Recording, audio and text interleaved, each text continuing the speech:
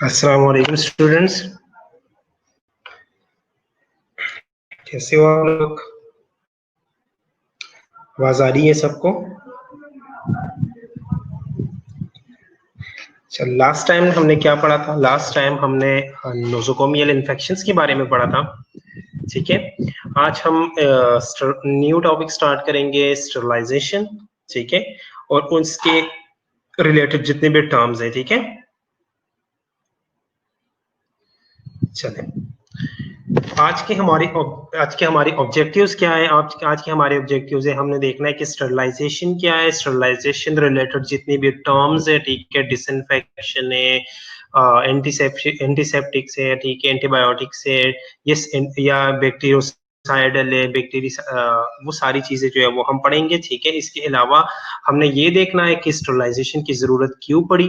ठीक है, स्टरलाइजेशन की हिस्ट्री क्या है, ठीक है, उसका इम्पोर्टेंस क्या है, और उसके कौन कौन से ऐसे मेथड्स है हमारे पास जिनसे हम चीजों को जो है वो स्टरलाइज करते हैं। ठीक है,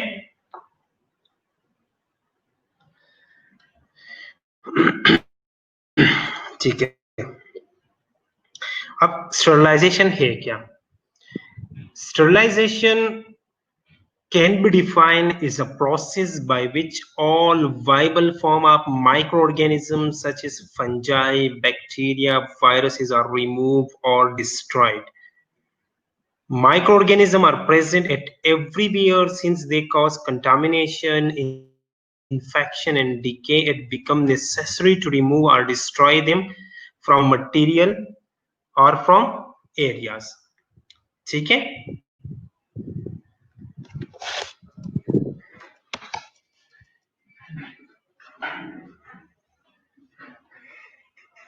तो हमने क्या देखना है? अब स्टरलाइजेशन क्या है? स्टरलाइजेशन जो है वो प्रोसेस है जिसके जरिए हम सारे माइक्रो ऑर्गेनिजम्स को हम रिमूव कर सकते हैं, हम डिस्ट्रॉय कर सकते हैं। ठीक है, और माइक्रो ऑर्गेनिज्म हर जगह प्रेजेंट होते हैं। ठीक है, और इनकी वजह से कंटामिनेशन होती है, सरफेसेस पे इन्फेक्शन होता है। ठीक है, डिके हो सकता है।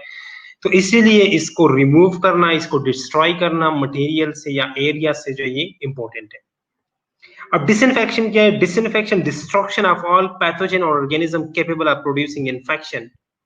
ठीक है, डिसइंफेक्शन का मतलब क्या? डिसइंफेक्शन का मतलब है कि हम उन सारे ऑर्गेनिज्म और पैथोजन को जो है वो डिस्ट्रॉय कर लेते हैं जो कि इन्फेक्शन कॉज करते हैं, लेकिन ये नेसेसरी नहीं है कि वो स्पोर्स भी बनाए। ठीक है, ये नेसेसरी नहीं है कि वो स्पोर्स भी बनाए। All organism may not be killed, but the number is reduced to a level that is no longer harmful to health. इसके जरिए, डिसइंफेक्शन के जरिए जो है वो सारे ऑर्गेनिज्म जो है वो किल तो नहीं होते, लेकिन उनका नंबर जो है वो रिड्यूस होता है उस लेवल तक, उस हद तक जिस लेवल के ऊपर ये हेल्थ के लिए हार्मफुल नहीं होते। यहां तक समझ आ गई? स्टरलाइजेशन और डिसइंफेक्शन में क्या फर्क है? स्टेरलाइजेशन क्या है? स्टेरलाइजेशन जो है ये वो प्रोसेस है जिसके जरिए हम सारे माइक्रो ऑर्गेनिजम्स को रिमूव कर सकते हैं या डिस्ट्रॉय कर सकते हैं। ठीक है, डिसइंफेक्शन के जरिए हम मोस्टली ऑर्गेनिजम्स को जो है वो रिमूव कर सकते हैं। ठीक है, कभी कभार जो है ये सारे जो है ये किल नहीं होते, लेकिन उनका नंबर जो है वो इस उस हद तक रिड्यूस हो जाता है जिस लेवल के ऊपर ये हेल्थ के लिए हार्मफुल नहीं होते। ठीक है, अब समझ आ गई आप लोगों को? चले आगे पढ़े।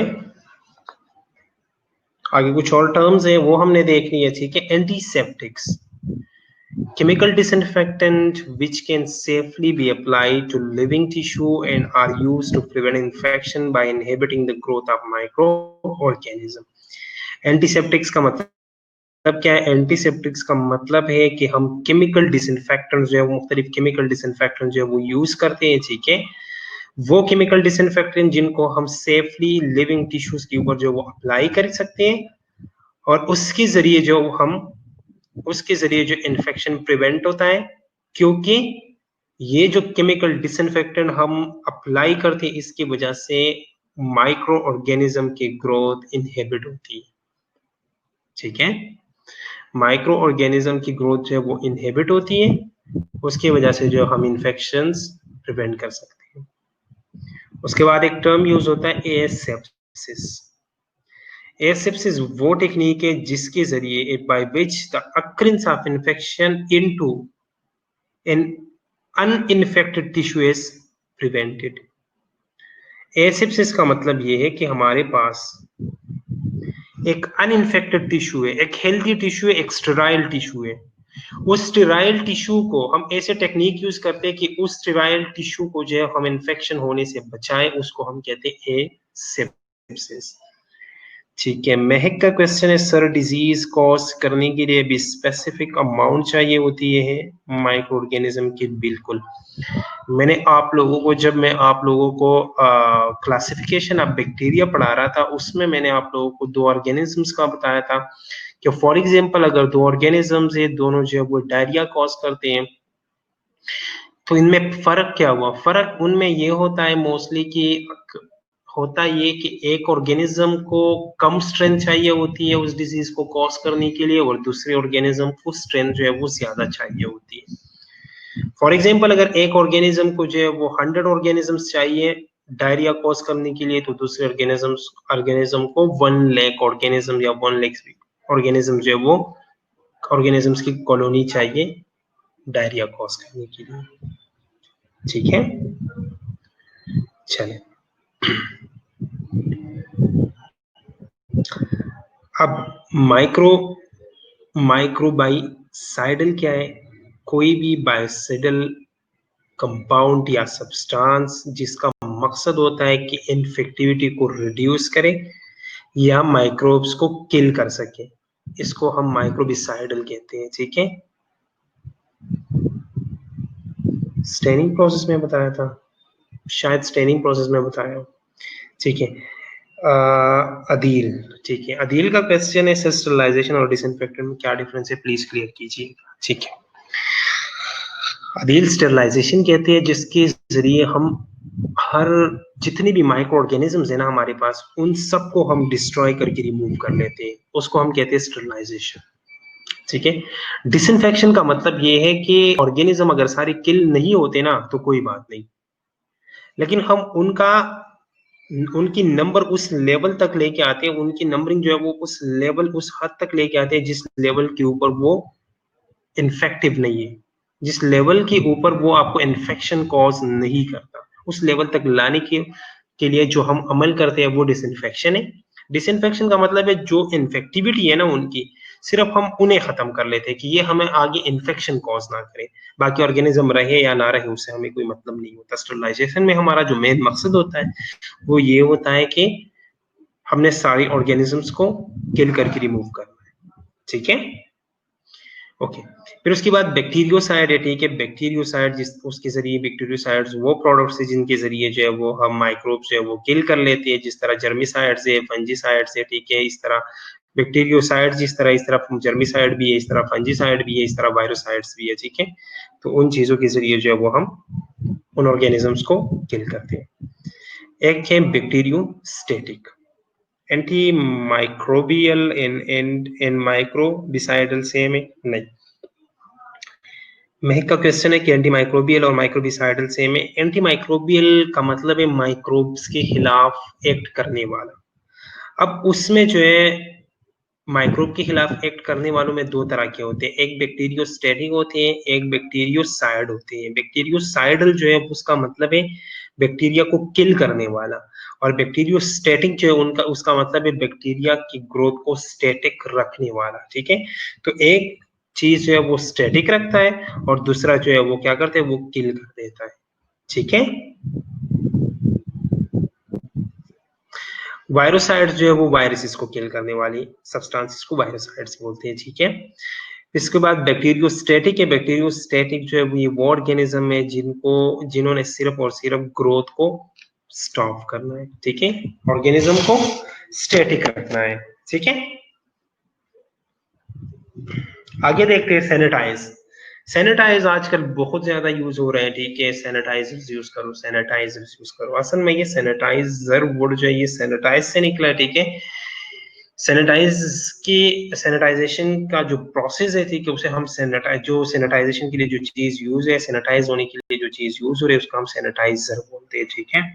अच्छा, क्या लिखा हुआ है सर? माइक्रोबिसाइडल में भी लिखा हुआ है रिड्यूस इन्फेक्टिविटी।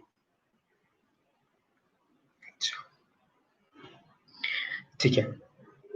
इन्फेक्टिविटी रिड्यूस करने के लिए भी ठीक है, लेकिन स्टैटिक रखना नहीं है। इन्फेक्टिविटी रिड्यूस करने का मतलब ये है कि फॉर एग्जांपल अगर मेरे पास 100 ऑर्गेनिजम्स है, 100 में से मैंने 80 को किल कर दिया, ठीक है, मेरे पास सिर्फ 20 ऑर्गेनिजम्स रह गए।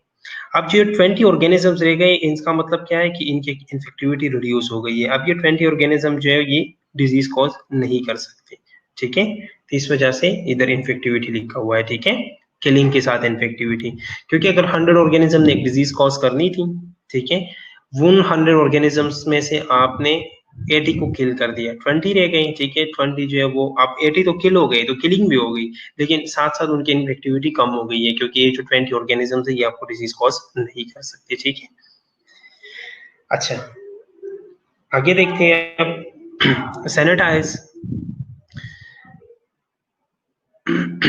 remove a pathogen from inanimate objects, mechanical or chemical cleaning need not to sterilize or disinfect, ठीक है। सैनिटाइज का मतलब क्या है? सैनिटाइज जब हम अपने हाथों से जो है, या हम अपने हाथों से, या जो इन इनिमेट ऑब्जेक्ट्स है, फॉर एग्जांपल दरवाजा है, बुक के या लैपटॉप है, मोबाइल है, ठीक है, उसके ऊपर हम कोई क्या कहते हैं उससे, कोई भी सोल्यूशन जो है वो अप्लाई करते हैं, ठीक है, और उनसे जो है वो हम उन्हें हम डिसइंफेक्ट कर लेते हैं, तो ये क्या है? ये सैनिटाइज है। कंटामिनेशन क्या है? कंटामिनेशन का मतलब है किसी एरिया के ऊपर, किसी ऑब्जेक्ट के ऊपर जो है जब लिविंग ऑर्गेनिज्म जो है वो रहते हैं, उसको कंटामिनेशन कहते हैं, ठीक है। एंटीबायोटिक्स क्या है? एंटीबायोटिक्स जो है जो मेडिसिन हम यूज करते हैं ऑर्गेनिजम्स को डिस्ट्रॉय करने के लिए, उनको हम एंटीबायोटिक्स बोलते हैं, ठीक है। इसके अलावा मैक्रोबायोटिक्स क्या है? मैक्रोबायोटिक्स जो है ये बुद्धिस्ट स्पिरिचुअलिटी और डाइटरी प्रिंसिपल दोनों को कंबाइन करता है। ये पुराने जमाने में ये एक रिवाज था, वो जो पुराने जो क्या कहते हैं इंडिस सिविलाइजेशन, बुद्धिस्ट सिविलाइजेशन, उनके बारे में शायद आप लोगों ने पढ़ा हो, ठीक है। तो जो बुद्धिस्ट थे ना, बुद्धिस्ट स्पिरिचुअलिटी के अंदर वो लोग जो है वो स्पेसिफिक डाइट जो है वो एक स्पिरिचुअल स्पेसिफिक डाइट जो है वो यूज करते थे, ठीक है। उस स्पिरिचुअल स्पेसिफिक डाइट के साथ इन्होंने डाइटरी प्रिंसिपल को जो है वो कंबाइन किया, ठीक है। और इन्होंने एक स्पेशल डाइट तैयार किया जिनको इन्होंने माइक्रोबायोटिक्स नाम दिया। तो माइक्रोबायोटिक्स जो है ना, ये स्पेसिफिक डाइट, ये वो डाइट है जिसमें जो है ना हम टॉक्सिन से बचते हैं। जो सिंपल हम ये कह सकते हैं कि माइक्रोबायोटिक्स जो है ये वो डाइट है, ये टॉक्सिन फ्री डाइट है। जो डाइटरी प्रोडक्ट हम, जो डेयरी प्रोडक्ट्स हम लेते हैं, जो मीट हम लेते हैं, जो ऑयली फूड्स हम लेते हैं, उनके अंदर जो टॉक्सिन्स होते हैं ना, उस टॉक्सिन्स को जब रिमूव कर किया जाए तो उससे मैक्रोबायोटिक डाइट जो है वो बनता है, ठीक है। तो मैक्रोबायोटिक जो है ये असल में जो है ये डाइट है, ये वो डाइट है जिसमें टॉक्सिन्स नहीं है, ठीक है। ये टॉक्सिन फ्री डाइट है, ठीक है। हिरासफर कह रही है सैनिटाइज रिपीट कर दे। सैनिटाइज का मतलब ये है कि हम जो है कोई भी डिसइंफेक्टेड सोल्यूशन जो है वो किसी ऑब्जेक्ट्स के ऊपर जो है वो यूज करते हैं, ठीक है। मैकेनिकल क्लीनिंग करते हैं या केमिकल क्लीनिंग करते हैं, दोनों हम कर सकते हैं, ठीक है। मैकेनिकल या केमिकल क्लीनिंग जब हम करते हैं, ठीक है, तो उसको हम सैनिटाइज बोलते हैं। उस चीज को जो है वो स्टरलाइज करने की जरूरत नहीं। फॉर एग्जांपल जिस तरह हम हाथों को सैनिटाइज कर रहे हैं, हम अपने मोबाइल को सैनिटाइज कर रहे हैं, हम अपने कपड़ों को सैनिटाइज कर रहे हैं, हम अपने जो है वो लैपटॉप को सैनिटाइज कर रहे हैं, ठीक है, या जो चीजें हम यूज कर रहे हैं उनको हम सैनिटाइज कर रहे हैं, ठीक है। सैनिटाइजर सोल्यूशन जो हमारे पास सोल्यूशन है, ठीक है, उसको ऊपर वो हम लगा के, ठीक है, उसकी केमिकल क्लीनिंग करते हैं, ठीक है। उन चीजों को स्टरलाइजेशन की जरूरत नहीं है, कि स्पेसिफिक प्रोसेस की जरूरत नहीं होती, ठीक है। अब स्टरलाइजेशन की जरूरत क्यों पड़ गई? जितने भी माइक्रो ऑर्गेनिजम्स है ना, उनके अंदर एक एबिलिटी है। माइक्रो ऑर्गेनिजम्स के अंदर ये एबिलिटी है कि ये आपको इन्फेक्शन कॉज कर सकते हैं, और ये एक्सटर्नल एनवायरनमेंट में या आपकी बॉडी के ऊपर ये कॉन्स्टेंटली प्रेजेंट होते हैं, ठीक है। ये आपकी बॉडी के ऊपर या एनवायरनमेंट के अंदर जो ये कॉन्स्टेंटली प्रेजेंट होते हैं, ठीक है, ये आपको कंटामिनेट कर सकता है, आपको इन्फेक्ट कर सकता है, ठीक है। तो स्टरलाइजेशन का मेन मकसद जो था वो ये था कि हम अपने आप को, हम मटेरियल्स को, हम सर्फेसिस को, हम इन चीजों को इन ऑर्गेनिज्म से बचाएं, ठीक है। और हम इन ऑर्गेनिजम्स को किस तरह, अब ऑर्गेनिज्म एक माइक्रो ऑर्गेनिज्म है, वो किल किस तरह होता है। ऑर्गेनिज्म के ऊपर जब भी कोई डिसइंफेक्टेंट, जब भी कोई स्टरलाइजेशन मटेरियल, ठीक है, जब भी कोई ड्रग जो है वो एक्ट के ऊपर एक्ट करता है, या तो उसकी प्रोटीन के ऊपर एक्ट करेगा, उसकी डिनेचरेशन करेगा, या जो उसके डीएनए है, ठीक है, उसको इंटरप्ट करेगा, और या जो सेल मेम्ब्रेन है ना वो खराब करेगा, या उसका सेल मेम्ब्रेन खराब करेगा, या उसके अंदर जो जेनेटिक मटेरियल है वो खराब करेगा, ठीक है, और या प्रोटीन को डी नेचर करेगा, ठीक है, प्रोटीन को खत्म करेगा, ठीक है। स्टरलाइजेशन की हिस्ट्री अगर देखा जाए तो, हिस्ट्री को अगर हम देखें तो लॉइस पास्चर, जब हम माइक्रोबायोलॉजी की हिस्ट्री पढ़ रही थी, उन्होंने उसमें हमने एक नाम पढ़ा था लॉइस पास्चर, जिसने पास्चर एक्सपेरिमेंट किया था। लॉइस पास्चर जो था ये फ्रांस का रहने वाला था, ठीक है। ये उन लोगों में था जिन्होंने सबसे पहले स्टरलाइजेशन टेक्निक जो है वो यूज किया था। इसने स्टीम स्टरलाइजेशन डेवलप किया था, इसने एक ओवन बनाया था जिसके अंदर हॉट एयर होता था, ठीक है। इसने steam sterilization, hot air, oven method और ऑटोक्लेव मेथड के बारे में बताया था, ठीक है। लेकिन जो ये मेन मेथड यूज करता था ना, जिसकी वजह से ये मशहूर हो गया था, वो था पास्चराइजेशन। और उस पास्चराइजेशन मेथड के जरिए हम क्या करते थे, हम जो है वो मिल्क से जो है वो उसके अंदर जितने भी बैक्टीरिया थे हम उन्हें रिमूव करते थे, ठीक है। तो ये जो आजकल हम करते हैं ना, आजकल भी हम करते हैं, हम जो है वो कच्चा दूध लेके आते हैं, ठीक है, और कच्चा दूध को हम गर्म कर लेते हैं। तो दूध को गर्म करने का जो ये फार्मूला था ना, और ये जो काम था कि दूध हमने गर्म करना है, उसके बाद ये दूध जो ये खराब नहीं होगा, ये लॉइस पास्चर ने कहा था सबसे पहले, ठीक है। और इस टेक्निक को नाम क्या दिया गया, पास्चराइजेशन। इसके नाम के ऊपर जो है ये नाम दिया गया इस प्रोसेस को, ठीक है। उसके बाद एक जोसेफ लिस्टर आया, ठीक है। इसने क्या किया, इसने पास्चर का जो काम था उसके ऊपर काम किया, ठीक है। और इसने सर्जरी के अंदर एंटीसेप्टिक टेक्निक्स जो है वो इंट्रोड्यूस कराए। तो एंटीसेप्टिक सर्जरी का फादर कौन है, वो जोसेफ लिस्टर है, ठीक है। लॉइस पास्चर ने क्या किया, लॉइस पास्चर ने स्टरलाइजेशन टेक्निक के ऊपर काम किया, ठीक है। ये उन लोगों में था जिन्होंने स्टार्टिंग में स्टरलाइजेशन पे काम किया था। इसने हमें स्टीम स्टरलाइजेशन, ऑटोक्लेविंग मेथड के बारे में बताया, ठीक है, और हॉट एयर ओवन मेथड के बारे में बताया, ठीक है। और इसने ये कहा कि पास्चराइजेशन के जरिए जो है वो हम दूध से जो है, मिल्क से जो है, डेयरी प्रोडक्ट से जो है वो हम बेसिलाइज जो है वो रिमूव कर सकते हैं। उसके बाद जोसेफ लिस्टर ने इसके एक्सपेरिमेंट को आगे बढ़ाया, ठीक है, और उसने एंटीसेप्टिक सर्जरी के बारे में बताया। उसने सर्जरी के अंदर एंटीसेप्टिक टेक्निक्स जो है वो इंट्रोड्यूस किए, इसलिए उसे एंटीसेप्टिक सर्जरी का फादर कहते हैं, ठीक है। ओके, इंपॉर्टेंस क्या है, स्टरलाइजेशन हम कर रहे हैं, क्यों कर रहे हैं, क्या वजह है, क्यों कर रहे हैं हम। मेडिकली हम स्टरलाइज कर रहे हैं चीजों को, ठीक है। हम मेडिकल स्टरलाइजेशन की बात कर रहे हैं, तो मेडिकल स्टरलाइजेशन हम कर रहे हैं, सबसे पहली बात तो ये है कि डिजीज की ग्रोथ को हम प्रिवेंट करते हैं, ठीक है। तो in any medical tool, device use, bacteria come onto it. If left unchecked and not disinfect properly, it is highly likely that bacteria will grow. हम हॉस्पिटल में काम कर रहे हैं, कॉन्टिन्यूसली हम डिफरेंट इंस्ट्रूमेंट्स यूज कर रहे हैं, हम सीजर यूज कर रहे हैं, हम फॉर्सिप यूज कर रहे हैं, हम बीपर प्लेट्स यूज कर रहे हैं, हम जो है वो स्टेथ यूज कर रहे हैं, हम थर्मोमीटर यूज कर रहे हैं, ठीक है। Different devices, different medical tool जो है वो हम यूज करते हैं। अब जितनी भी डिवाइसेस और टूल्स हम यूज करते हैं उनके ऊपर बैक्टीरिया जो है वो पाई जाती है। अगर हमने चेक नहीं किया, हमने उसको प्रॉपर्ली डिसइंफेक्ट नहीं किया, तो ये बैक्टीरिया जो है उसके चांसेस है कि ये बैक्टीरिया जो है ये आगे जाके ग्रो करे और ग्रोथ के बाद जो है वो वहां पे इन्फेक्शन कॉज हो, ठीक है। नेक्स्ट क्या है, हम डिजीज के स्प्रेड को प्रिवेंट करते हैं।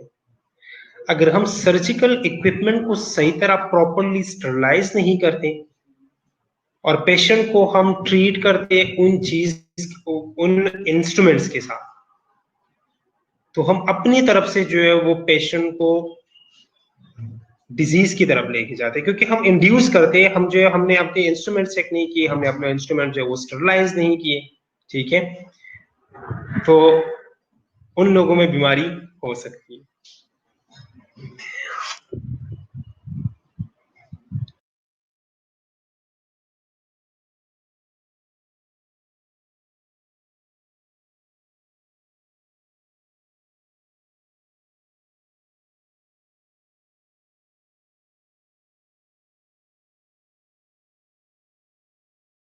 अब थर्ड पॉइंट क्या है, थर्ड पॉइंट है प्रिवेंट डबल सर्जरीज। ठीक है, फॉर एग्जांपल आपने जो है आप सर्जरी कर रहे हो, आपने अपनी सारी इंस्ट्रूमेंट्स को जो है वो प्रॉपर्ली स्टरलाइज नहीं किया था, प्रॉपर्ली जो है वो डिसइंफेक्ट नहीं किया था, और उन अनस्टरलाइज और जो इन्फेक्टेड इंस्ट्रूमेंट्स है उससे आपने सर्जरी करी। ठीक है, तो सर्जरी के बाद चांसेस है, ठीक है, अगर आपने इन्फेक्टेड इक्विपमेंट्स यूज किए तो उसके बाद चांसेस है कि इस बंदे को जो दोबारा सर्जरी करने की जरूरत पड़ जाए, क्योंकि वहां पे इन्फेक्शन हो सकता है। ठीक है, और अगर इन्फेक्शन हो गया तो उन कंडीशंस में जो है वो फिर वहां पे जो है वो दोबारा सर्जरी होगी, क्योंकि ये पेशेंट जो है ये लाइफ थ्रेटनिंग कॉम्प्लिकेशंस की तरफ जो है वो जाएगा, और साथ साथ जो है ये उसका कॉस्ट भी बढ़ेगा, ठीक है, उसका खर्चा भी डबल होगा। अब स्टरलाइजेशन के कौन कौन से मेथड्स है, कौन कौन से ऐसे मेन मेथड्स है जिनके जरिए जो है वो हम स्टरलाइजेशन कर सकते हैं। तो स्टरलाइजेशन के तीन मेन मेथड्स हैं, फिजिकल मेथड है, केमिकल मेथड है, और मैकेनिकल मेथड है, जिनको हम फिल्ट्रेशन मेथड भी कहते हैं। ठीक है, फिजिकल मेथड के अंदर चार मेन टाइप्स है, सब टाइप्स है, sunlight, drawing, heat and radiation. ये चार तरीके जिनके स्टरलाइजेशन करते हैं। केमिकल स्टरलाइजेशन के अंदर जो है वो हम गैसियस स्टरलाइजेशन के जरिए हम केमिकल स्टरलाइजेशन कर सकते हैं, और डिसइंफेक्टेंट्स को यूज करते हैं, डिफरेंट मटेरियल्स को, डिफरेंट सब्सटेंसेस को, डिफरेंट सॉल्यूशंस को हम यूज करते हैं, उनके जरिए जो है हम डिसइंफेक्ट कर लेते हैं या स्टरलाइजेशन करते हैं। और लास्ट मेथड जो है वो हम फिल्टर्स लगाते हैं, उन फिल्टर्स के जरिए जो है वो हम डिफरेंट सोल्यूशन या एयर या मुख्तलिफ चीजें जो है वो पास आउट करके स्टरलाइज कर लेते हैं। ठीक है, यहां तक समझ आ गई सबको? यहां तक कोई क्वेश्चन?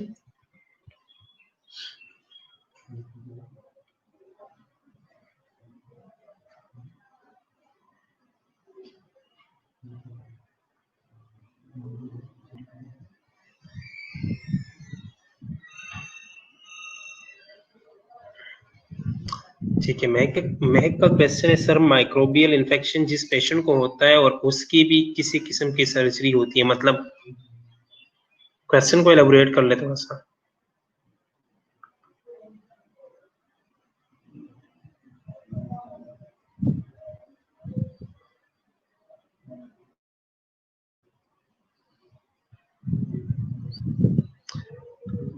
आप लोगों ने उसके बारे में सुना होगा, ये डायबिटिक फुट के बारे में। डायबिटिक फुट जो है ये माइक्रोबियल इन्फेक्शन है। ठीक है, डायबिटिक फुट जो है वो माइक्रोबियल इन्फेक्शन है, और उसी की हम सर्जरी भी करते हैं। क्वेश्चन क्या है आपका? मुझे आपके क्वेश्चन की समझ नहीं आई। ठीक है, सर्जरी होगी, बिल्कुल इक्विपमेंट जो है वो इन्फेक्टेड हो सकते हैं, तो इस वजह से हर एक सर्जरी के बाद जो है हम इक्विपमेंट अपने जो है वो स्टरलाइजेशन डिपार्टमेंट में भेजते हैं। हर एक हॉस्पिटल के अंदर जो एक स्पेशलाइज्ड डिपार्टमेंट होता है, ठीक है, वहां पे सारी इक्विपमेंट जाते हैं, और वहां पे ये प्रॉपरली स्टरलाइज होके दोबारा से पैक होके न्यू सर्जरी के लिए फिर से आते हैं। ठीक है, तो ऐसे हम नहीं करते कि एक पेशेंट की सर्जरी की और सेम इक्विपमेंट उठा के दूसरे पेशेंट की सर्जरी हमने शुरू की। ठीक है, ऐसा नहीं होता। जब भी आप प्रोसीजर करते हो, उस प्रोसीजर के बाद आपके सारी इंस्ट्रूमेंट जो है वो स्टरलाइजेशन डिपार्टमेंट के अंदर जाके वहां पे जो है वो डिसइंफेक्ट स्टरलाइज होके वापस आते हैं। ठीक है, ठीक है, फिजिकल मेथड्स है, फिजिकल मेथड्स के अंदर जो है अब चार मेन मेथड्स है। ठीक है, सनलाइट है, ड्राइंग है, और हीट ठीक है। अब सनलाइट जो है वो किस तरह है, ठीक है। सनलाइट जो is responsible for spontaneous sterilization in natural condition, natural condition के अंदर जो है ये स्पॉन्टेनियसली खुद बहुत जो है स्टरलाइज करता है चीजों को, ठीक है। In tropical country the sunlight is more effective in killing germ due to combination of ultraviolet rays and heat, ठीक है। मोस्टली चीजें जो है ना, फॉर आप लोगों ने अक्सर जिस तरह हम अक्सर कहते हैं कि कोविड-19 में स्टार्ट में लोग क्या कहते हैं कि कोविड-19 के पेशेंट्स को या कोविड-19 से बचने के लिए हमें चाहिए कि हम अपने कपड़े जो है वो धूप में सुखाएं, ठीक है। तो धूप में सुखाने का मकसद क्या था, क्योंकि सनलाइट के अंदर अल्ट्रावायलेट रेज है, ठीक है। अल्ट्रावायलेट रेज और हीट जो है उन दोनों की कॉम्बिनेशन की वजह से मुख्तलिफ ऑर्गेनिज्म जो है वो किल हो सकते हैं, ठीक है। इसके अलावा जो वाटर के अंदर जो बैक्टीरिया है, ठीक है, सस्पेंडेड बैक्टीरिया जो है वाटर के अंदर उसे किल कर देते हैं, ठीक है। तो इस और जो टैंक्स या लेक्स के अंदर जो पानी है उनको भी सनलाइट जो है वो नेचुरल तरीके से स्पॉन्टेनियसली जो है वो स्टरलाइज करता है, ठीक है। नेक्स्ट फिर क्या है, ड्राइंग मेथड है। अब ड्राइंग जो है वो किस तरह स्टरलाइजेशन मेथड है, जो डैम्प एरियाज होते हैं ना, डैम्प एरियाज या जो मॉइस्ट एरियाज होते हैं ये बैक्टीरियल ग्रोथ के लिए फेवरेबल है, ठीक है। तो जितना हम मॉइस्ट को कम करेंगे उतना जो है वहां पे इन्फेक्शन के चांसेस जो है वो कम होंगे, ठीक है। क्योंकि ड्राइंग इफेक्ट जो है ड्राइंग जो है ये बजाते खुद एक डेंजरस इफेक्ट है बैक्टीरिया के ऊपर, ठीक है। लेकिन इसमें जो स्पोर्स बनते हैं, जो बैक्टीरिया जो है स्पोर्स बनाते हैं, स्पोर्स के ऊपर ड्राइंग का कोई इफेक्ट नहीं होगा, ठीक है। जो बैक्टीरिया स्पोर्स बनाते हैं, जिन बैक्टीरिया की स्पोर्स बने हैं, ठीक है, और ऑलरेडी वहां पे प्रेजेंट है, चाहे आप उसे ड्राई कर लो, ठीक है, या उसके ऊपर जो वो सनलाइट में रख लो, उसके ऊपर कोई इफेक्ट नहीं होगा, ठीक है। तो इसके लिए फिर स्पोर्स के लिए स्पेसिफिकली आपको स्टरलाइजेशन मेथड जो है वो यूज करेंगे, ठीक है।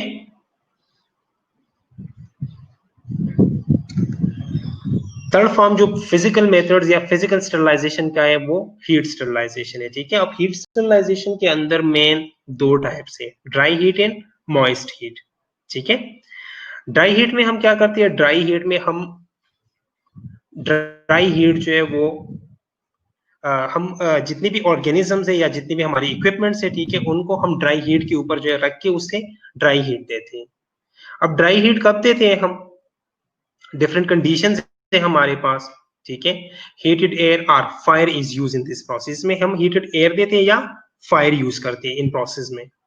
As compare to moist heat sterilization the temperature is higher, इसका टेम्परेचर मॉइस्ट स्टरलाइजेशन से थोड़ा सा हाई होता है, ठीक है। और टेम्परेचर हम मेंटेन करते हैं ऑलमोस्ट 1 to 2 आवर के लिए, ताकि ऑर्गेनिज्म जो है वो किल हो सके, ठीक है। अब ड्राई हीट स्टरलाइजेशन के अंदर फर्दर 4 टाइप्स है, हॉट एयर वन है, रेड हॉट स्टरलाइजेशन है, फ्लेमिंग है और इंसिनरेशन है, ठीक है। ड्राई हीट के अंदर फर्दर 4 टाइप्स है, hot air one, red hot sterilization, flaming and incineration, ठीक है। स्पोर फॉर्मेशन में बैक्टीरिया को कितना टाइम रिक्वायर होता है, अच्छा, स्पोर फॉर्मेशन में बैक्टीरिया को कितना टाइम रिक्वायर होता है उसके लिए हम स्पेसिफिकली एक प्रोसीजर यूज करते हैं, ऑटोक्लेविंग प्रोसेस, ठीक है, वो हम आगे पढ़ेंगे। स्पोर्स के लिए एंटीबायोटिक इफेक्टिव क्यों नहीं है, स्पोर्स के लिए एंटीबायोटिक इफेक्टिव क्यों नहीं है, स्पोर्स क्या है सबसे पहले तो आपको ये पता होना चाहिए। जितने भी एंटीबायोटिक्स हम यूज करते हैं ना, एंटीबायोटिक का काम क्या है, एंटीबायोटिक ने 3 जगह पे जाके अटैक करना है, या तो बैक्टीरिया की सेल वॉल पे अटैक करना है, या बैक्टीरिया की जेनेटिक मटेरियल के ऊपर एक्ट करना है, और या उसकी प्रोटीन्स के ऊपर एक्ट करना है, ठीक है। अब स्पोर्स क्या होता है, स्पोर जो है एक जेलेटिनियस लेयर है जो कि बैक्टीरिया अनफेवरेबल कंडीशन के अंदर बनाती है, जब भी बैक्टीरिया के ऊपर अनफेवरेबल कंडीशंस आते हैं तो बैक्टीरिया स्पोर्स फॉर्म में जो है वो चेंज हो जाती है। अब स्पोर्स के अंदर ये बैक्टीरिया, स्पोर के अंदर ये बैक्टीरिया 100 साल तक जो ये उसके अंदर रह सकती है, कोई इश्यू नहीं होता उसे। ठीक है, 100 साल बाद जो है ये अगर इसे दोबारा से फेवरेबल कंडीशन मिल गई तो ये दोबारा से आके फिर से इन्फेक्टिव हो जाती है। ठीक है, तो स्पोर जो है ये एक जेलेटिनियस लेयर है, एक हार्ड लेयर है। ठीक है, इसलिए इसके ऊपर अगर आप एंटीबायोटिक्स दो तो उसका इफेक्ट नहीं आएगा। और दूसरी बात यह है कि इंसान के अंदर स्पोर्स बनना थोड़ा मुश्किल है, क्योंकि जब बैक्टीरिया इंसान के अंदर होता है, ठीक है, लिविंग टिश्यू के अंदर होता है, तो उसके लिए लिविंग टिश्यू जो है ये क्या है, ये फेवरेबल कंडीशन है। ठीक है, तो फेवरेबल कंडीशन के अंदर बैक्टीरिया कभी भी स्पोर नहीं बनाता। ठीक है, ठीक है, क्योंकि वो मेटाबॉलिक एक्टिविटी को इफेक्ट करती है। बेसिकली स्पोर में कोई मेटाबॉलिक रिएक्शन नहीं होता। जी बिल्कुल ऐसा ही है। ठीक है, स्पोर के अंदर जो है मेटाबॉलिक रिएक्शंस नहीं होते। ठीक है, लेकिन सबसे पहली बात तो ये है कि लिविंग टिश्यू के अंदर स्पोर्स बनना थोड़ा मुश्किल है। ठीक है, पॉसिबल नहीं है, क्योंकि लिविंग टिश्यू के अंदर बैक्टीरिया को फेवरेबल कंडीशन मिलती है और फेवरेबल कंडीशन के अंदर जो है वो स्पोर्स नहीं बनते। स्पोर्स तब बनते हैं जब कंडीशन जो है वो अनफेवरेबल हो। ठीक है, अब क्लियर है?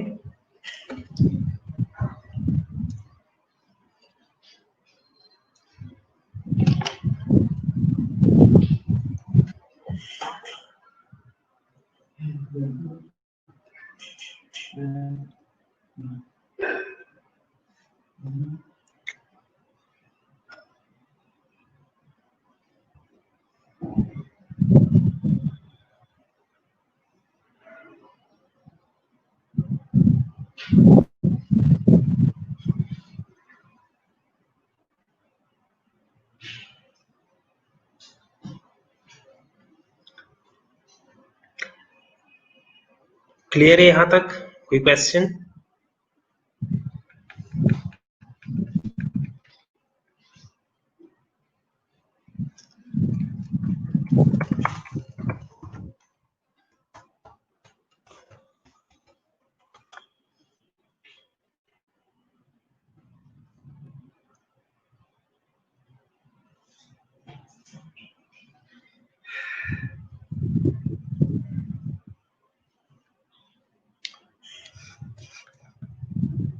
चलिए आगे बढ़ते हैं। ठीक है, अगर इसमें कोई क्वेश्चन हुआ तो आप लोग पूछ सकते हैं। ठीक है, सबसे पहले फिजिकल मेथड में क्या है, हॉट एयर गन है। ठीक है, hot air gun are electrical device which use dry heat to sterilize. ठीक है, हॉट एयर गन जो है ये वो इलेक्ट्रिकल डिवाइसेस है जिसके अंदर जो है हम ड्राई हीट को स्टरलाइजेशन मेथड्स के लिए, स्टरलाइजेशन पर्पस के लिए यूज करते हैं। ठीक है, ये ओरिजिनली किसने डेवलप किया था, ये पास्चर ने डेवलप किया था। They can be operated from 50 to 300 degree centigrade. इसके अंदर जो हमने हीट देना, हीट का एक रेंज है स्पेसिफिक, 50 डिग्री सेंटीग्रेड से लेके 300 डिग्री सेंटीग्रेड तक हीट जो है वो हम इसके अंदर दे सकते हैं। ठीक है, इसके ऊपर एक थर्मोस्टेट लगा होता है और उस थर्मोस्टेट के जरिए हम इसका हीट जो है वो कंट्रोल करते हैं, कम या ज्यादा कर सकते हैं। कम या ज्यादा हमने क्यों करना है, क्योंकि आप जिस चीज को स्टरलाइज करते हैं उस चीज को आपने देखना है, उस ऑब्जेक्ट पे, उस मटेरियल के ऊपर जो है वो डिपेंड करता है। क्योंकि कुछ चीजें ऐसी होती है जिनके लिए एक, हर एक चीज के लिए हीट लिमिट होता है, उस लिमिट से आप ऊपर जाते हो तो उसकी डिस्ट्रक्शन होती है। ठीक है, तो आपने साथ साथ ये भी देखना है कि मैं जिस चीज को स्टरलाइज कर रहा हूँ ऐसा ना हो कि मैं इतना हीट दे दूं कि बाद में वो चीज अपने ओरिजिनल हालत में ना रहे। ठीक है, तो इस वजह से आपने थर्मोस्टेट के जरिए उसका हीट जो है वो कंट्रोल करना है, एडजस्ट आपने। ठीक है, उसके अंदर, और उसके अंदर एक चीज और होती है जिस सर्कुलेटिंग फैंस होते हैं। उन सर्कुलेटिंग फैंस का काम क्या है कि हीट को यूनिफॉर्मली हर जगह पे डिस्ट्रीब्यूट करना, हीट को यूनिफॉर्मली हर जगह पे डिस्ट्रीब्यूट करने के लिए सर्कुलेटिंग फैंस होते हैं। ठीक है, यहां तक क्लियर है? नेक्स्ट फिर क्या है, रेड हॉट स्टरलाइजेशन है। रेड हॉट स्टरलाइजेशन का मतलब क्या है? रेड हॉट स्टरलाइजेशन का मतलब ये है, इसमें हम स्टरलाइजेशन करते डायरेक्ट फ्लेम के ऊपर जो है वो हम किसी चीज को रख लेते हैं और तब तक हम उससे उस फ्लेम के ऊपर रखते हैं जब तक वो रेड हॉट ना हो जाए। रेड हॉट का मतलब है कि वो बिल्कुल लाल हो जाए, ठीक है। जब वो बिल्कुल लाल हो जाए, ठीक है, हीट की वजह से, तभी जो है ये स्टरलाइजेशन कंप्लीट होती है और उस चीज को हम रिमूव करते हैं। ये मोस्टली हम किन चीजों के लिए करते हैं? ये मोस्टली हम स्ट्रेट वायर्स के लिए करते हैं, ठीक है, लूप्स के लिए करते हैं, फॉरसेप्स के जो टिप्स होते हैं ना उसके लिए करते हैं, या स्पैचुलास की जितनी भी है उसके लिए करते हैं, ठीक है, जिसके जरिए हमने किसी चीज को होल्ड करना होता है। तो उनके टिप्स को हमने किस मेथड से स्टरलाइज करनी होती है? रेड हॉट स्टरलाइजेशन से, ठीक है। आगे फिर फ्लेमिंग है। फ्लेमिंग सेम मेथड है फ्लेमिंग में और रेड हॉट स्टरलाइजेशन में, दोनों में हम डायरेक्ट फ्लेम के ऊपर जो है वो चीज रखते हैं, ठीक है, जिस चीज को हम स्टरलाइज करते हैं। लेकिन फ्लेमिंग और रेड हॉट में फर्क ये है कि रेड हॉट में हम तब तक उस इंस्ट्रूमेंट को फ्लेम के ऊपर रखते हैं जब तक वो बिल्कुल लाल ना हो जाए, जब उसका कलर बिल्कुल चेंज ना हो जाए। लेकिन फ्लेमिंग में इस तरह नहीं है, ठीक है।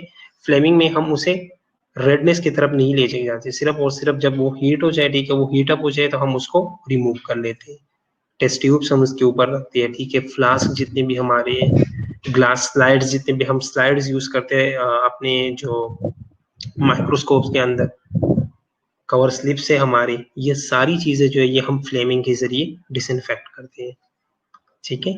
और लास्ट पे जो सबसे इंपॉर्टेंट है वो क्या है? वो इंसिनरेशन है। हॉस्पिटल, अब जब हम हॉस्पिटल में काम करते हैं, ठीक है, मुख्तलिफ हम वेस्ट को हम डिस्पोज करते हैं, ठीक है। सिरिंजेस है हमारे पास, वायल्स आते हैं, डिफरेंट चीजें आती है, ठीक है, ट्यूब्स हैं, मुख्तलिफ कैथेटर्स वगैरह आते हैं। ये सारी चीजें हम इधर जो है वो डस्टबिन में फेंक देते हैं। कभी आप लोगों ने सोचा है कि इन चीजों के साथ बाद में क्या होता है?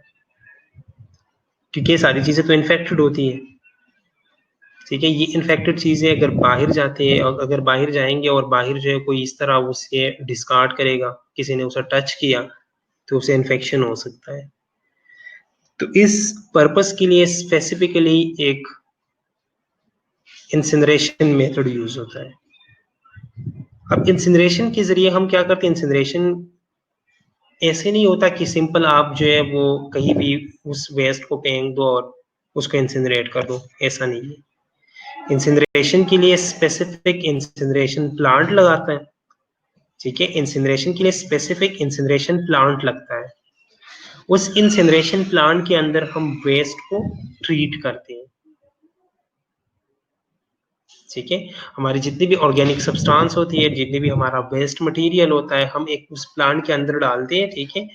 वो प्लांट इस तरह होता है जिस तरह वो ईंट की भट्टी नहीं होती, सेम उस तरह का होता है, ठीक है। तो उसके अंदर हम सारी चीजें फेंक देते हैं, उसको हम उसी के अंदर जलाते हैं, ठीक है। शालामार में पहले हमारे हॉस्पिटल के अंदर ही इंसिनरेशन प्लांट था। जितना हमारा हॉस्पिटल वेस्ट था वो सारा कुछ यहाँ पे इंसिनरेट होके फिर आगे जाता था। लेकिन इंसिनरेशन की वजह से सराउंडिंग्स में खतरे भी बड़े होते हैं, क्योंकि इंसिनरेशन के अंदर आप जिन चीज़ों को इंसिनरेट करते हो, आप जितने इक्विपमेंट्स को नहीं, जितने प्रोडक्ट्स को आप इंसिनरेट करते हो, वो सारे प्रोडक्ट जो है वो इन्फेक्टेड होते हैं। अब ये इंसिनरेशन से जो धुआं वगैरह निकलता है वो इन्वायरमेंट के अंदर जाता है और इन्वायरमेंट को इन्फेक्ट कर सकता है, ठीक है। इन्वायरमेंट को इन्फेक्ट कर सकता है। तो ये आपने ख्याल रखना है, ये आपने जहन में रखना है कि मैं जो इंसिनरेशन प्लांट लगा रहा हूँ वो किसी ऐसी एरिया में तो नहीं है जहाँ पे जो है इर्द गिर्द लोग रहते हो, ठीक है, जहाँ पे इर्द गिर्द जो है वो कोई इंस्टीट्यूशन हो या पॉपुलेशन हो लोगों की, ठीक है। तो ये आपने माइंड में रखना है। नेक्स्ट उसके बाद मॉइस्ट हीट स्टरलाइजेशन है, ठीक है। मॉइस्ट हीट स्टरलाइजेशन में हम क्या करते हैं? मॉइस्ट हीट स्टरलाइजेशन मोस्टली हम हीट सेंसिटिव मटेरियल्स की यूज करते हैं, ठीक है, जो उन मटेरियल्स के लिए यूज करते हैं जो स्टीम परमिएबल मटेरियल्स होते हैं, और इसमें हीट जो है ये हम ड्राई हीट से कम देते हैं। इसके मेन 3 टाइप्स हैं। ठीक है, या तो हम 100 डिग्री सेंटीग्रेड से कम हीट देंगे, या हम 100 देंगे, और या हम 100 से ज्यादा देंगे। अब किन किन चीजों के लिए हम 100 से कम जो है वो हीट रखते हैं? पास्चराइजेशन के लिए। ठीक है, पास्चराइजेशन वो प्रोसेस है जिसके जरिए हम लिक्विड्स के अंदर, जिस तरह मिल्क है, ठीक है, मिल्क के अंदर हम बैक्टीरियल पॉपुलेशन को रिड्यूस करते हैं, ठीक है, और उसे स्पॉइलेज होने से बचाते हैं। लेकिन पास्चराइजेशन मेथड के अंदर स्पोर्स के ऊपर कोई इफेक्ट नहीं होगा, ठीक है, क्योंकि इसका टेम्परेचर जो है वो 100 से कम, ठीक है। नेक्स्ट फिर क्या है? नेक्स्ट फिर है इंस्पिसेशन। इंस्पिसेशन के अंदर जो है वो हम क्या करते हैं, 80 टू 85 डिग्री सेंटीग्रेड जो है वो हीट देते हैं हाफ एन आवर के लिए, और रोज देते हैं 3 कंसेक्यूटिव डेज हमने 80 टू 85 डिग्री सेंटीग्रेड आधे घंटे के लिए हीट देना होता है। और ये मोस्टली हम किन चीजों के लिए करते हैं? जो सीरम मीडिया से हमारे पास, या जो एग मीडिया से हमारे पास, जो कल्चर मीडिया से हमारे पास, सीरम मीडिया या एग मीडिया, उनको स्टरलाइज करने के लिए इंस्पिसेशन करते हैं, ठीक है। नेक्स्ट अब हमने 100 डिग्री सेंटीग्रेड कब देना है? 100 डिग्री सेंटीग्रेड हम दो कंडीशंस में देते हैं, बॉइलिंग में देते हैं और टेंडराइजेशन प्रोसेस में देते हैं। बॉइलिंग के अंदर, बॉइलिंग तो बिल्कुल एक सिंपल मेथड है, ठीक है, हमने पानी जो है वो आग पे रख के, ठीक है, हम उनको बॉईल कर लेते हैं। हम क्या करते हैं, पानी को जो है वो हाई टेम्परेचर तक लेके जाते हैं, 100 डिग्री सेंटीग्रेड तक लेके जाते हैं, ठीक है, और 100 डिग्री सेंटीग्रेड के ऊपर जो है मोस्टली पैथोजेनिक ऑर्गेनिज्म जो है वो किल हो जाते हैं, उनकी किलिंग होती है, पर्टिकुलरली वायरसेस और बैक्टीरियाज। वो वायरसेस, वो बैक्टीरिया जो वाटर बॉर्न डिजीज कॉज कर सकते हैं। काफी हो गया टेस्ट रिवाइज करना, वेरी गुड। तो टेस्ट के लिए आप लोगों ने अभी तक टेस्ट रिवाइज नहीं किया? चलो ये इसमें सिर्फ एक रहता है, यही कवर कर लेते हैं, यही कंप्लीट कर लेते हैं, ठीक है, फिर उसके बाद आप लोगों को टेस्ट के लिए टाइम देता हूँ, ठीक है। और हमने 20 मिनट के लिए, 20 मिनट्स के लिए हमने 100 डिग्री सेंटीग्रेड को जो है वो मेंटेन रखना है। तो हमारी जितनी भी वाटर बॉर्न डिजीजेस, पैथोजेंस है, चाहे वो वायरसेस है, चाहे वो बैक्टीरिया है, वो सारी किल हो जाएंगे, ठीक है। नेक्स्ट फिर जो है वो टेंडराइजेशन प्रोसेस है। टेंडराइजेशन प्रोसेस में हम 100 डिग्री सेंटीग्रेड देते हैं, लेकिन इनके टाइमिंग चेंज है। इसमें हम जो टाइम देते हैं वो 20 टू 45 मिनट्स का टाइम हमने सेट करना है, और 3 कंसेक्यूटिव डेज के लिए रखना है, ठीक है। मोस्टली ये हम शुगर, जेलेटिन और सीरम कंटेनिंग जितने भी मीडियाज होते हैं ना, उनको स्टरलाइज करने के लिए यूज करते हैं। अब हमने 100 से ऊपर टेम्परेचर देना है। जब हम टेम्परेचर 100 से ऊपर रखते हैं, उसमें सिर्फ एक जो मेन प्रोसेस है वो क्या है, वो ऑटोक्लेव प्रोसेस है। ऑटोक्लेव प्रोसेस जो है ये मोस्ट रिलायबल मेथड है स्टरलाइजेशन का। Most reliable method of sterilization is autoclaving process. Autoclave में क्या होता है, असल में ऑटोक्लेव के अंदर जो स्टीम यूज होता है ना, वो प्रेशराइज स्टीम होता है। वो सिर्फ स्टीम नहीं होता, वो प्रेशराइज स्टीम होता है, उसके अंदर प्रेशर भी होता है, और मोस्टली ऑर्गेनिजम्स को जो है वो डिस्ट्रॉय कर लेता है। ये हॉस्पिटल के अंदर, लेबोरेटरीज के अंदर ये सबसे मोस्ट डिपेंडेबल सिस्टम है। इसके जरिए हम अपने सारे लेबोरेटरी वेस्ट, हम अपने सारे ग्लासवेयर्स, हमारे अपने सारी मीडियाज, रिएजेंट्स, हर चीज को हम डिकंटामिनेट कर सकते हैं,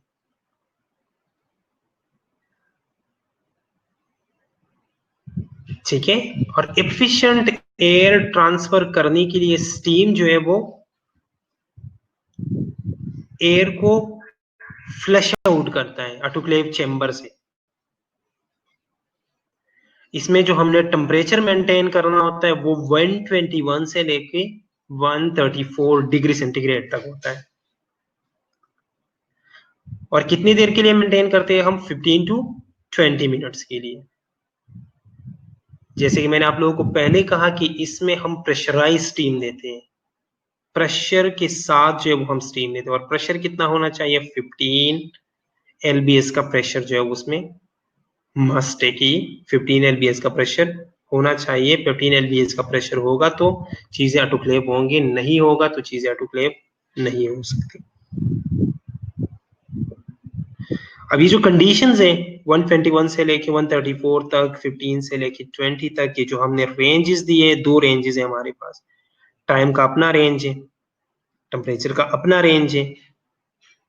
ये जो रेंज हमने दिया है ये किस चीज के लिए,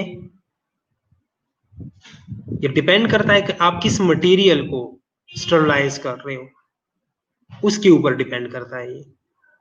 ठीक है, तो ये जो हमने रेंजेस दिए, ये रेंजेस डिपेंड करता है कि आपने किस चीज को स्टरलाइज करना है। ठीक है, आगे फिर फिजिकल मेथड का सबसे लास्ट मेथड जो है वो रेडिएशन स्टरलाइजेशन है।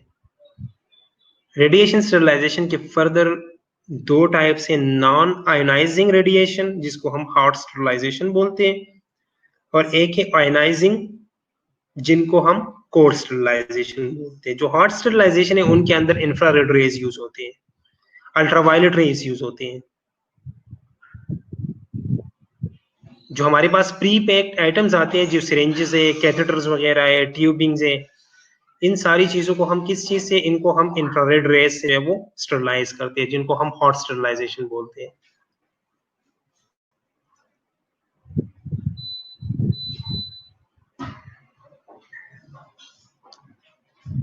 और अल्ट्रावायलेट रेज हम यूज करते हैं किन चीजों के लिए, ऑपरेशन थिएटर्स में, लैब्स में, या जो हमारी एंट्री वेज है उन चीजों में हम यूज करते हैं।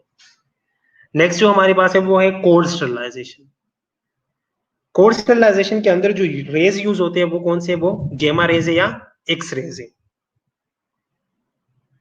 और मोस्टली ये हम यूज कर ले प्लास्टिक्स, सिरिंजेस, स्वैब या एनिमल फीड्स, ऑयल्स, ग्रीसेस, फैब्रिक्स वगैरह, इन चीजों को स्टरलाइज करने के लिए कोल्ड स्टरलाइजेशन यूज होती है। यहां तक क्लियर है?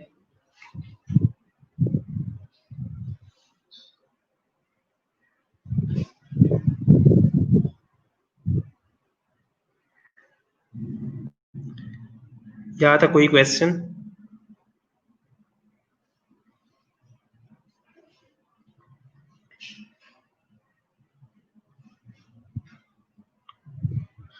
चलिए, अब रेडिएशन स्टरलाइजेशन के एडवांटेजेस और डिसएडवांटेजेस क्या है। रेडिएशन स्टरलाइजेशन की जो मेन एडवांटेजेस है वो क्या है, ये क्लीन और ड्राई प्रोसेस है। ठीक है, इसमें जो ऑब्जेक्ट होता है वो कंप्लीटली एक्सपोज होता है। जो मेन डिसएडवांटेजेस है वो ये है कि इसकी वजह से ह्यूमन को थ्रेट्स है, प्रोसेस इसका लेंथी होता है, और इसके लिए क्वालिफाइड पर्सन होनी चाहिए। इसके लिए जो हमें स्टाफ रिक्वायर्ड है वो ट्रेन स्टाफ होना चाहिए। हर एक बंदा जो है वो रेस अप्लाई नहीं कर सकता या रेस को ऑपरेट नहीं कर सकता। ठीक है, फिजिकल मेथड जो है यहाँ पे खत्म हो गई है। फिजिकल मेथड्स में हमने क्या क्या पढ़ा, फिजिकल मेथड्स की मेन 4 टाइप्स थी। सनलाइट था, ड्राइंग मेथड था, हीट मेथड और रेडिएशन मेथड। ठीक है, सनलाइट स्पॉन्टेनियसली जो है वो चीजों को स्टरलाइज करता है। ड्राइंग मेथड में जो है वो हम उस एरिया को ड्राई करते हैं, क्योंकि मॉइस्ट एरिया जो है वो ज्यादा फेवरेबल है इन्फेक्शंस के लिए। ठीक है, इसके बाद हमने हीट पढ़ा, हीट के अंदर एक ड्राई हीट है और एक मॉइस्ट हीट है। ठीक है, ड्राई हीट के अंदर फिर जो है वो 4 टाइप्स थी। ठीक है, और मॉइस्ट हीट के अंदर सिर्फ एक था जो ऑटोक्लेव प्रोसेस है। मॉइस्ट हीट के अंदर फिर से तीन टाइप्स थी।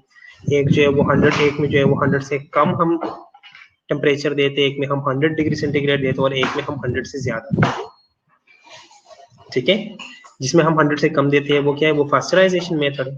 जिसमें हम 100 डिग्री सेंटीग्रेड देते हैं वो क्या है, वो बॉइलिंग मेथड है। और जिसमें हम 100 से ज्यादा देते हैं वो ऑटोक्लेव मेथड है।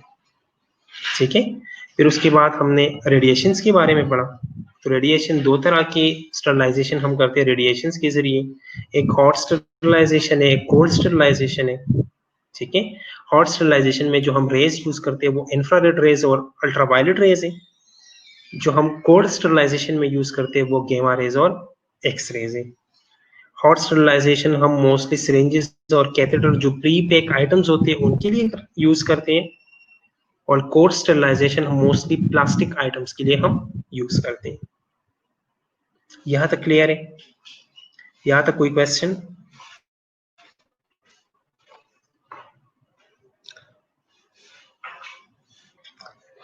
जी बिल्कुल, सिर्फ और सिर्फ एमसीक्यूज में टेस्ट है, ठीक है? सिर्फ एमसीक्यूज है आज, एसीक्यूज नहीं है, एमसीक्यूज में टेस्ट है। अभी 5 मिनट है, आप सबको क्यों टेस्ट की टेंशन पड़ी है?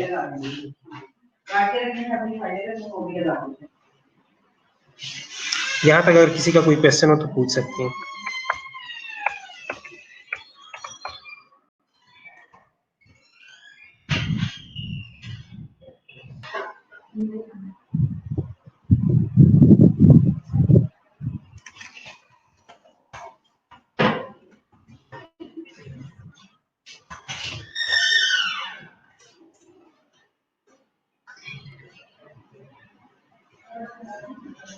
यहाँ तक अगर कोई क्वेश्चन हो तो आप लोग पूछ सकते हो।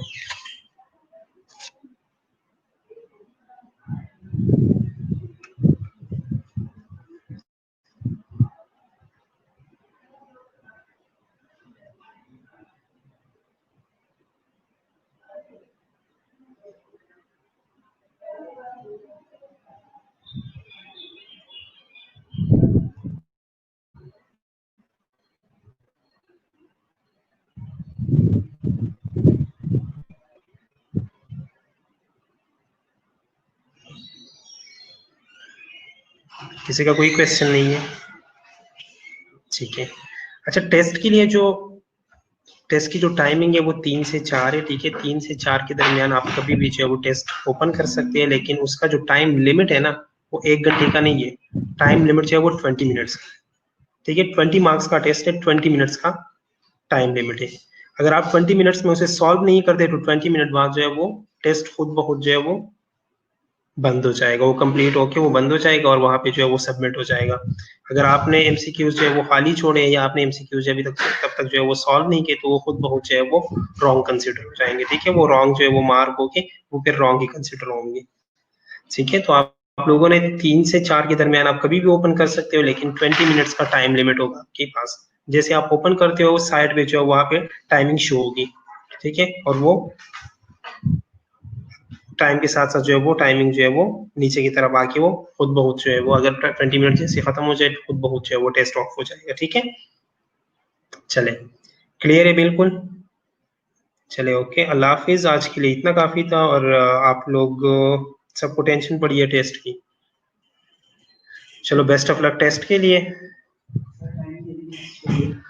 टेस्ट टेस्ट मेरा है ना, इसलिए।